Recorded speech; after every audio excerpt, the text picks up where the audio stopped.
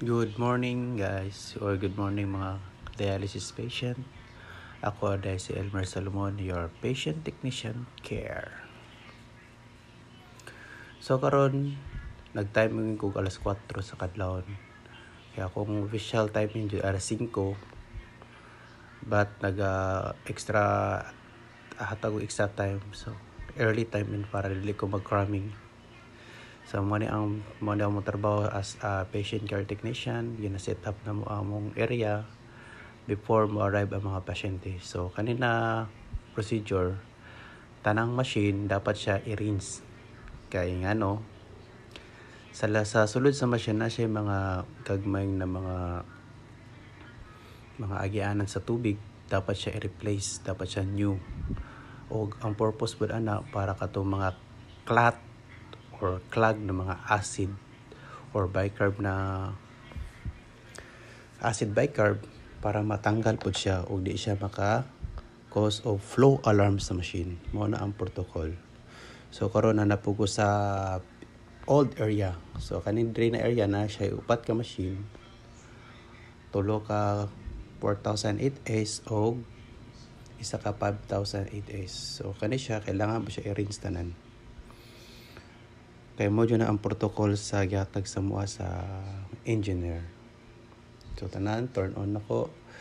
By the way, ako ra isa na nag-prepare. Sa 14 ka buok, isa ra ka patient care technician mo prepare. Nya kana akong gibuhat karon, naabot akong pasyente. Ako lang gi-blurred para siyang privacy. Akong gibuhat kay mag-start nako og cannulation sa iya. Kini akong patient dako ni pagsalig sa kuha.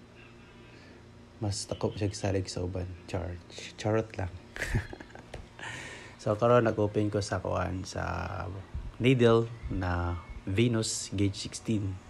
So akong ginabuhat diya naga-dry stick lang ko para ma-continue ayang sterile. So karon nagtusok ako siyang Venus area. Pagtusok ana mo gawas ang blood. Shoot na siya, tapos hinahinay kag duot. Hinahinay duot tapos bira. So sa kung magduot na ka na dapat hinayon yun mo siya para dili ka ma-throw and throw. So kana ura nakoy nalimtan na ako lang sa gibuyan.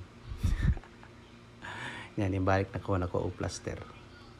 Plaster sa secure ang needle para dili matanggal inig during treatment. Usaya mo sila makatulog, makalimot na sila kanyulan naka taod silang fistula. So kana prepare na ko so plaster. By the way guys, pag magtusok, before ko nagtusok kana ako clean area iyang arm, tangan og alcohol, sterile technique, tapos kana ako na siyang lock para dili matanggal. So kung ibuhat karon hinahinay kog bira. So patent man siya, hinahinay po push. By the way, kung mo-push kag pinakalit ana, impas yung pasyente, muburot na siya. Ay man ang hinahinayon nimo para makabantay ka gahi. Pag gahi ayaw push. Nakatry na ko na sauna akong gi-push ni hubag.